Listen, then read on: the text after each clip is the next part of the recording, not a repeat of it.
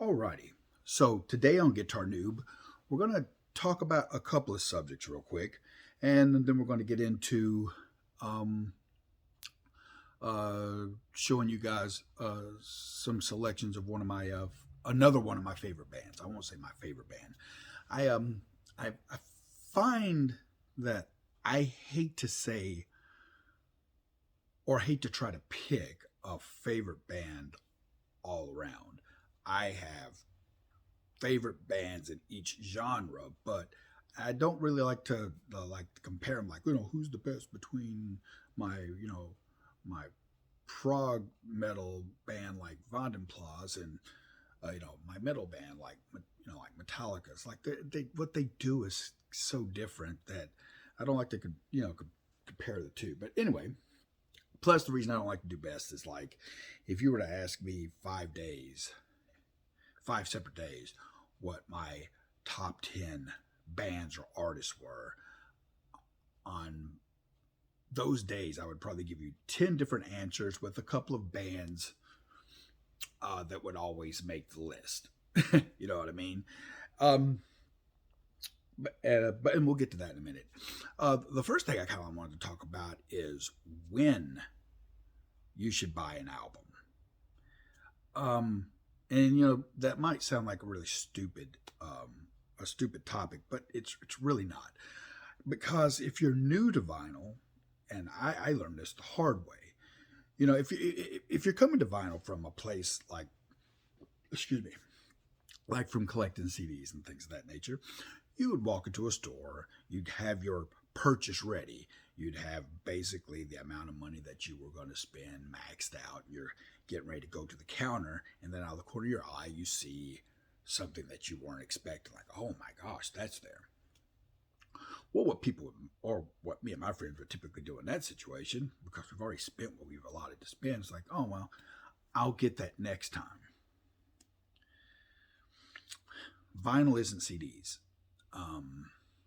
A lot of times, if you don't buy something then, there's a distinct possibility that you either A, won't be able to buy it later, or B, you'll buy it later, but you'll have to buy it at an inflated rate. And here's why. Because a lot of vinyl is produced in limited quantities. So not everything is mass produced. So therefore, if they only, a number might look big, like you might be like, oh man, they produced 2,500 or 5,000 of those. But that's worldwide. That's 5,000 copies, period. When you when you spread that out over the population, that's not a lot of copies. And plus, then you have the vultures, I like to call them. No offense if you are one, but I feel like you guys make my life a little difficult. And these are the guys that will go and buy 5, 6, 7 copies, 10 copies of something. They'll bleed them out of the market so that there are none left in the regular market for sale. And then they'll sell them on eBay for 2, 3, 4 times what the original sales price was.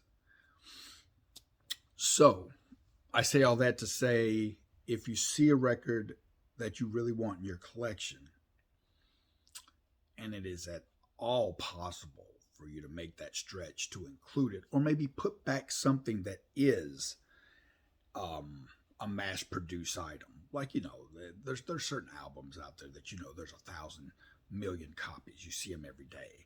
So, if you have one of those in your stack and you see something that is not printed in large quantities, maybe put that one back and get that one, because you can always come back and get the Walmart exclusive or or whatnot, whatever mass produced album you're getting. You can always come back and get that one.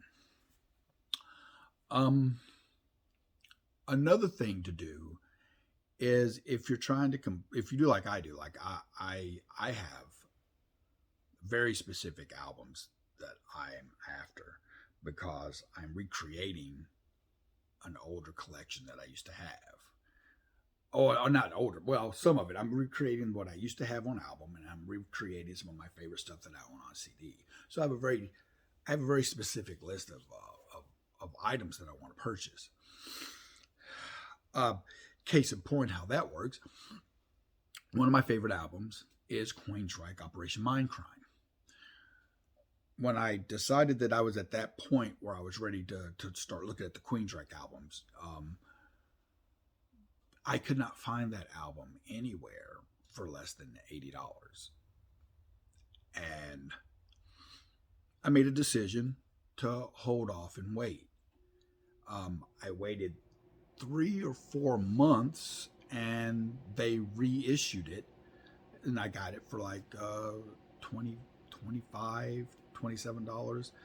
And arguably, they say that the re-release is better sound quality than the original. So, I mean, it pans out.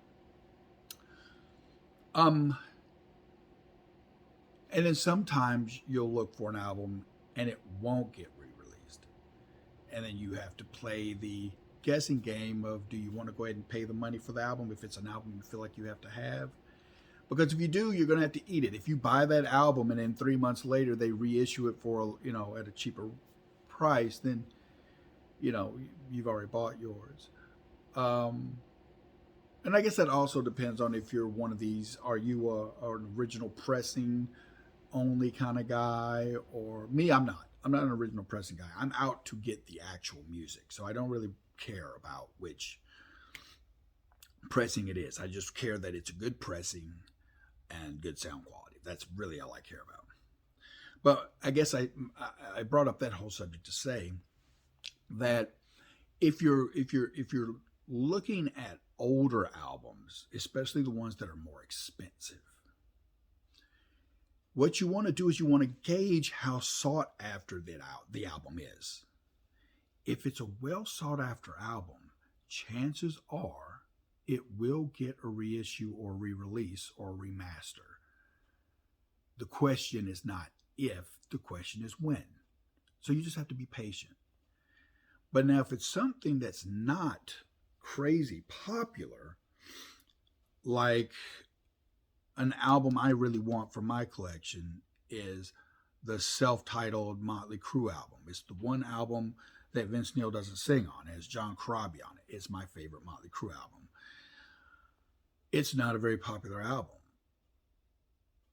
More than likely, I don't believe that it'll get a reissue. I could be wrong. If it does, great, because I'll get it. But as a result, I have seen that album sell for as much as $400, which I absolutely refuse to pay for it. I still have it on CD, so whatever. But, so, you just have to gauge how likely are they to reissue the album and roll the dice. Now, I just recently bought an album that I do feel like they will reissue, but I'm uncertain of when, since chronologically they skipped over it. And that will be this album, King's X Dogman. This album for me is a landmark for a couple of reasons. One, it's one of my favorite, hold on. It's one of my favorite King's X albums. And it is the album that caused me to break one of my cardinal rules of collecting, which is I said that while I was in this stage of collecting, that I would never spend $100 or more on any one album. And there was a reason for that. Is because I was at the stage where I am starting my record collection. I mean, right now I'm only I think I only have about 200 and I may be up to about 220, 230 by now. But that's still relatively small. And there's lots of albums that I want. So in my mind, spending $100 on one album when I have this huge laundry list of albums I need to get, that $100 would buy 3 or 4 other albums. So I just feel like the money's more wisely spent in patching all the big holes that I can in the collection. And then once I get all that stuff purchased, then I can go back and hammer out all the grails. You know what I mean? That was my mindset. But unfortunately, I went down a rabbit hole where I was getting all the reissues of the King's X albums, and you know, the first album, Out of the Silent Planet, it's a great album. I've owned this album. God, I've probably owned 2 CDs, and I had it on cassette. My original copy was on cassette, and I've owned it on CD twice. And then I found this one as well, which is Gretchen Goes to Nebraska. Hold on, let me think about this.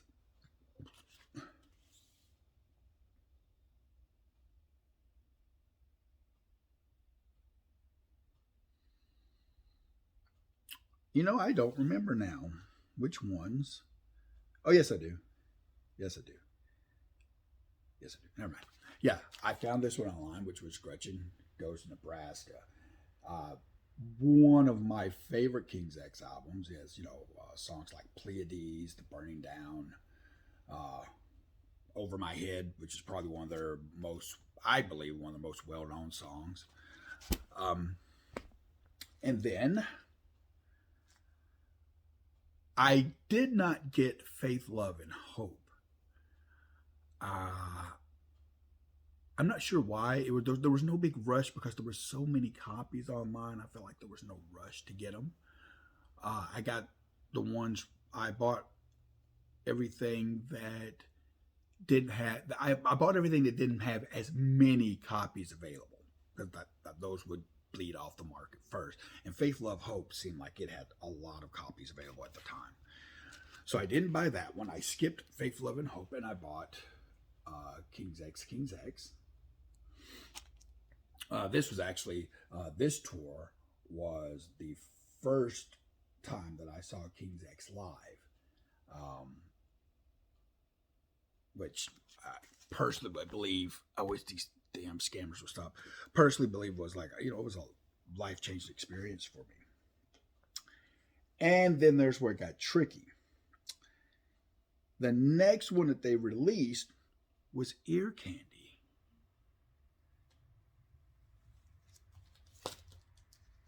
Which is not the next album in the discography. Dogman was. And I was like, whoa. So they skipped Dogman. And I read a couple of reports online where, one guy theorized like, they probably didn't really redo Dogman because it wasn't that popular of an album. But I disagree with that assessment that Dogman wasn't a popular album. It was a very popular album. I remember it when it came out. It had all the fanfare behind it because they had switched producers from I forgot the guy over Silas Works, Sam Wilson, Sam Silas, whatever. They had switched from him to Brendan O'Brien, and Brendan O'Brien was famous for doing like Pearl Jam and a couple other the Seattle bands. And King's X up to this point was known for having a heavier sound live than what was captured on album. So Brendan O'Brien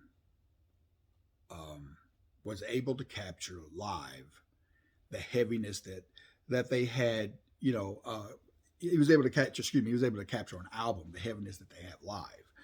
It also marked a couple of other changes in the band. On the first 4 albums, Ty Tabor had used a lot of a combination of very unlikely gear, and this combination of gear produced what some have called one of the best guitar tones on recorded album. That gear would have been a Fender Elite guitar, which was a guitar that Fender only made for about 2 years in the US, and I think they made it for a couple of years in Japan as well, that utilized a special uh, preamp circuit inside the guitar. And he ran that into a Gibson Lab Series amplifier, which was a Gibson Lab Series amplifier was a mating of Gibson and Moog to create this solid state amp, which you don't hear a lot of guys that are heralded as having great tone as being guys that are playing solid state amps. But there you have it, one of the best guitar tones recorded, and it's a solid state amp. Well, when he got the Dogman, I guess he had been having a lot of issues with the Fender Elite guitars. So he got a signature guitar from Zion using Joe Barden pickups, and he started using Mesa Boogie dual or triple rectifiers. I don't know if it's dual or triple rectifiers on that album. So, and there was a decidedly different tone to it. My ideas on that, Dogman is one of my favorite King's X albums. It is, but I find that I love Ty Tabor's rhythm tone, but I'm not as big a fan of the lead tones of the Dogman album. So anyway, going forward, the next release that they did, besides, well, after Dogman came Ear Candy, and then after Ear Candy, Tapehead. And after Tapehead, I'm going to show this one because these two were bought at the same time, Manic Moonlight. These were record store day releases. And they marked the next couple of albums in the discography to be released on vinyl. So as far as I know, that brings King's X's vinyl releases up to date, because they have not released Overtones on vinyl yet, and they have not released what's the album after Overtones? Is it K5V? I forget the name of it now. But they have not released that on vinyl yet either. And the other album, I remember now, is Welcome Home, Mr. Bulbous, and that is supposed to be released this record store day coming up on Black Friday. I have my reservations about whether or not that's going to happen, because Please Come Home, Mr. Bulbous was supposed to have been released on the first record day this year and didn't make it. Then it was supposed to have been released on the second record day this year, and it didn't make it. So I am skeptical as to whether it will make the Black Friday release date. But we're fingers crossed. I hope it does, because I want to add it to the collection. The only other King's X related album that I have on vinyl is, and that's related because it's not King's X. This is Jerry Gaskell's. What's it called? It's called Love and Scars. It's the Jerry Gaskell, which is the drummer for King's X. It's his solo album. I really can't say much about that. I've only listened to it once through. It has there's certain parts of it that has a very King's X-ish feel, but I really can't speak much more on that about it, because I haven't listened to it enough yet. Excuse me. So anyway,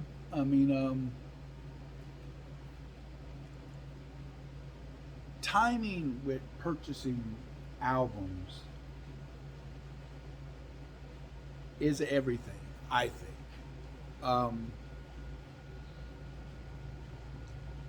if you jump the gun and you just get antsy and you buy something too quick, you may get a better sounding version of it later on, or a cheaper version, whichever thing's more important to you. You may get a cheaper version later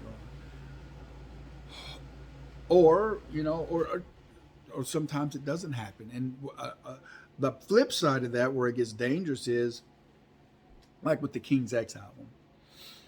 I could have waited to see if Dogman got a re-release. The problem is I had waited a year just to have two Dogman albums show up in the marketplace. Now, if I waited and those two albums sold and there was no re-release, I'm back waiting a couple more years. I'm back where I was. So I mean, it's a difficult balancing act to figure out when to buy and when not to buy. And best thing I can say is study patterns, and go with your gut. My gut was telling me that they skipped Dogman and have released two more King's X albums that are further down the catalog, and they have released a third, or releasing a third on Record Store Day, which is still further down the catalog. It's making me believe that for some reason, and I don't know what that reason is, that they have not released Dogman. It could be a couple of things. It could be that the record sales for Dogman aren't what I thought it was, or what I think they are. Or it could be that there's some sort of landmark date they're waiting for, 30th anniversary, 20th, 25th anniversary, whatever, to do a special deluxe reissue. I don't know. I don't know what the argument for that is. So I can't tell you exactly how long you should wait before jumping on something. I probably would have waited on the King's X. If there had been like 5 or 6 copies out there available, I probably would have waited another few months just to see what happens. But the fact that for 12 months there were no copies on the market, none. Because I looked almost every week. There were no copies, none on Discogs, none on eBay, none on Amazon. And then all of a sudden I checked, and there were 2 copies. There was 1 copy selling in the States off of eBay, and there was 1 other copy selling out of Canada. And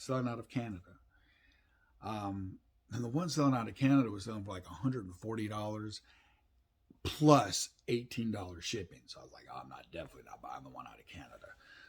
The one out of the U.S. only had $4 shipping, and it was about $120. So that's the one I went with. And like I said, I had made it a point to say that I was never going to spend that much money on a record, but everyone has their Achilles heel. I guess there's that one album for everyone that's going to make you. It's going to make you question your own, logic or your own rules that you set for yourself. But anyway, I hope you've enjoyed me showing off some more of my record collection. I've had the majority of those King's X albums. Well, I got all those this year, but the Dogman I actually just came. It just came yesterday, and I just listened to it about an hour ago. Which, I mean, I've heard that album 100 times, a million times actually. But I just wanted to give it once over because I had it on vinyl, and I've never listened to it on vinyl. And I wanted to make sure there was no problems with the album, no excessively loud pops and clicks, make sure the album wasn't warped. I'm not really a stickler for albums. Like, I don't go over albums with a fine-tooth comb, but for almost after shipping and taxes for almost $130, I definitely was going to be a little bit nitpicky on that one, but it's perfect. So there you go. So anyway, I hope you've enjoyed this video. If you remotely like what I'm doing here, hit the like button, subscribe. That would be great too. And if you get a chance, check out my YouTube channel, Gillen H2O. I do a show called Gear and Review where I check out music gear. Um, look, would be more than happy or more than glad to see you over there and welcome you into that fold as well. But anyway, this has been Guitar Noob. I've been Gillen H2O, and yeah. So anyway, this has been Guitar Noob. I've been Gillen H2O, and remember, keep the music loud and the critics silent. Universal Space Jam.